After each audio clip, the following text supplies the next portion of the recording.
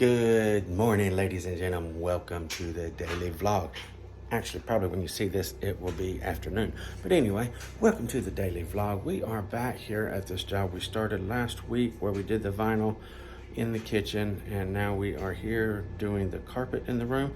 So let's turn around and see what we got going on. Okay, so this is the carpet we're working with. It's a 12-inch pattern on it, and we are getting my first seam put together now. You guys probably know that in my pattern seaming video I did here a while back, I never want to put my seam in the obvious place of a pattern, so you can see where I'm at on that. Cut a couple pieces off, a couple brown pieces off of one, putting them on the other instead of going dead center of one of those brown circles there. I always like to put it in an inobvious place. Come to find out, once we got here this morning, the gentleman wants to put a carpet pad on this for you here. We was planning on putting carpet on it already, but he wants carpet and pad on it. I guess they maybe use it for seating or something like that for the kids or whatever. I'm not exactly sure, but either way, they want pad on it. So rather than trying to do that stretch method on that big long box, I think what I decided to do is just do a double stick method on this. I'm going to use some of the 10-pound pad. I know it's like not actually what you're supposed to do, but it's going to be a nice little firm setting spot with that type pad, and I think it'll be a lot better than a rebond pad for double stick, and that's all I had down there to store. So just a better option to try to double stick this than to try to do all that with the... Last time I had something to do like this, I did the Cool Glide double stick utility tape on the sides here, and that's how I did my end joints, my side seams as it wrapped around the steps. It was last time brick, but I think it'll just be a lot better off to do a double stick method on this since he wants pad on it.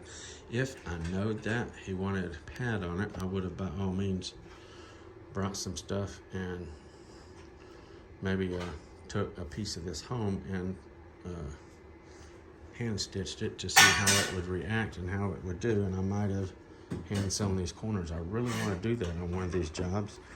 Just waiting for the right opportunity. This is a soft back carpet, so I feel like the stitches would hold up pretty good in it rather than a traditional action back. But anyway, this is what we got going on. I got all these seams already cut. That one is started. This is cut and sealed. You can see the sealer on it right there and there. And this one over here is already cut and sealed with the Cool Glide thermoplastic seam sealer. And of course, I'm using my Cool Glide iron, simmer down now, and the kneeless to get my patterns good. So let's get to work. Oh, I got this young man over here putting down some steranosing as we speak. Did a little something different right here on this job. Keep my pattern straight, and I wanted to share it with you guys. It might help you out. I think I like it, and I think I might be doing it more often on patterned carpet. Okay, so let me get turned around here. So I had this cut down on both sides of my fireplace right there in order to get my seams laid over and made and set right there. There's a seam up there and over here. So whenever I stretched up here, I did not want it to pull off too much for this corner right here. So obviously whenever I cut it down to begin with, I cut it like right here, and it was kind of puckered up as I let it fall around that direction. So to begin with, I didn't cut it all the way down. But anyway, whenever you get your proper stretch, you know, 2%, 1% of the carpet. So you're stretching, this is about an 18-foot room, whatever it is. Anyway, stretch the far out of it up this way. Bag of scraps, go ahead. Either way, it came off of that corner a little bit. So to make that a little less damaging right there, what I did, I started right here, put my stretcher poles straight. Right here in the center of the room, I got my stretch straight, dead centered, right here first. And then after I got my first stretch, let me come over here so you can see better. got my first stretch here, and then I did like 1, 2. I stopped before I got to that doorway right there, okay? That way it was not pulling so much from there yet because I stopped over here. Once I got that done, I came back over here, used my needless, and I stretch up, stretch up, stretch up, stretch up, tie all that off, stretch, stretch, stretch, stretch, stretch, stretch, stretch, tie all that off. Because that was short right there a little bit where I cut it, I got me one stretch with the needless right there to tack it off on that corner. Then I came back over here, center of this wall, stretch, stretch, stretch, stretch with my needless. And then I come back right here where I left off stretching and stretch, stretch, stretch to the corner. So that only came off just very little. And then after this wall right here was tied off, then I could bring my stretchers back and get a good stretch. Boom, boom, boom. All the way to about right there. So I was able to get another 3 stretches from here over to here. I was able to get without causing this to come off so bad to where it was a problem. Anyway, then I was able to blah, blah, blah, stretch up, stretch up, stretch up. And then after I got done here, I came back and finished up my stretches this way. Anyway, what I was all getting at to begin with was I got my stretch dead center in the room first, and then I went that way, and then I went that way. So the dead center stretch was to get everything pulled nice and tight and hold everything nice and straight from the center stretch, and then I worked my sides, okay? That helped me keep everything straight. Okay, so everything worked out really good. I really liked the method I did with stretching it straight up the center of the room and then going both ways. Using the kneeless stretcher, you're able to stretch every wall, every direction anyway.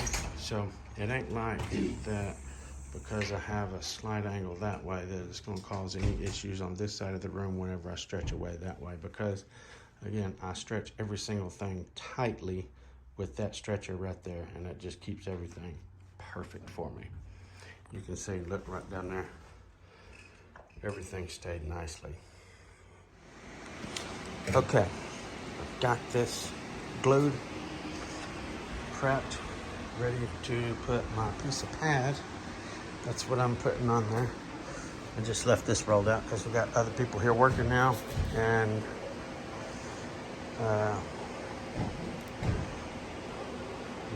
let them walk on it. But anyway, this is what we're putting on there.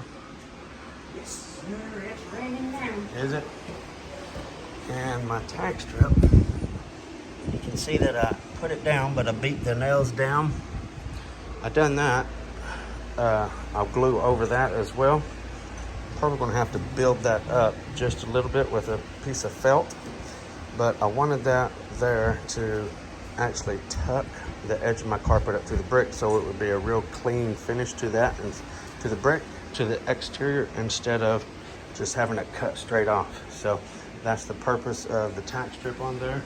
Again, the pins are beat down, and this is the trial that I used to spread the glue for the pad.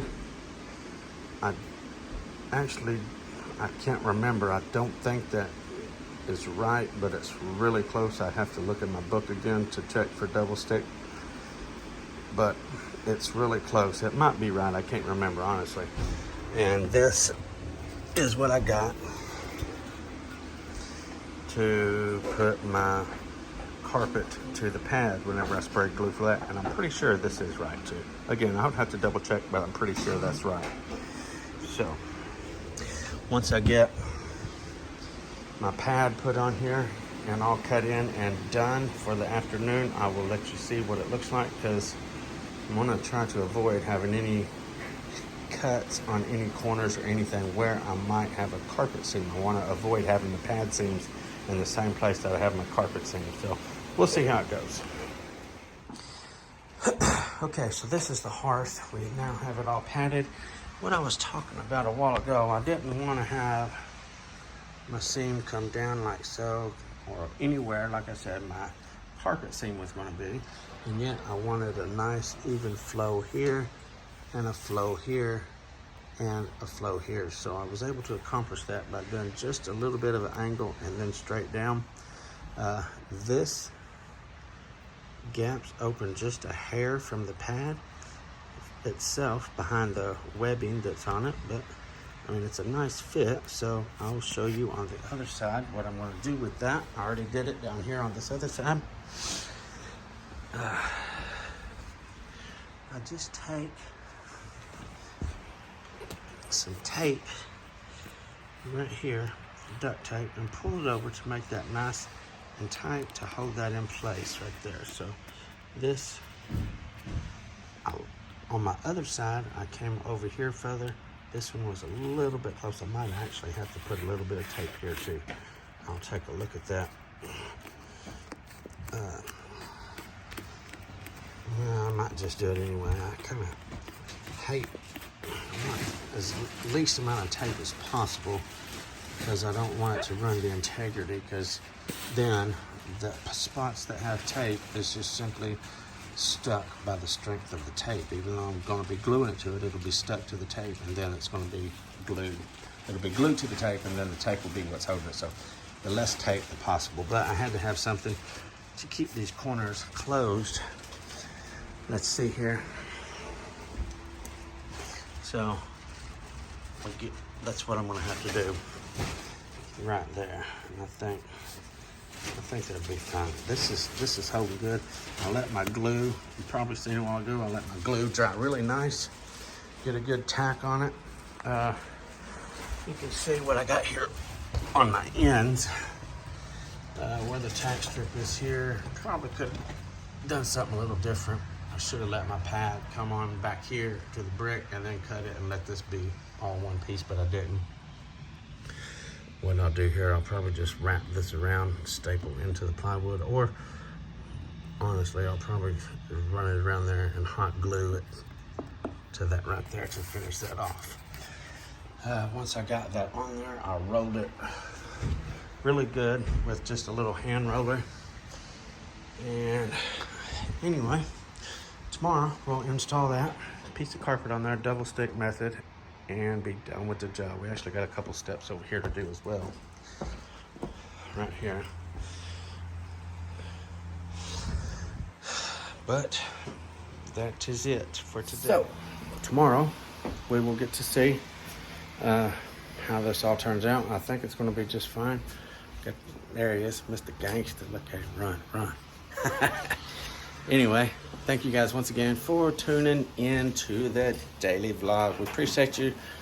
Don't forget to like, comment, and share these videos, okay? I'm working really hard to get my channel ramped up, giving you guys daily content. Leave me a comment and a like, okay? Thank you guys for tuning. You know what? Share it on your homepage. How about that? Share it on your homepage. Tag a few people in it, okay? Thank you guys for tuning in. Until next time, FBSB's out.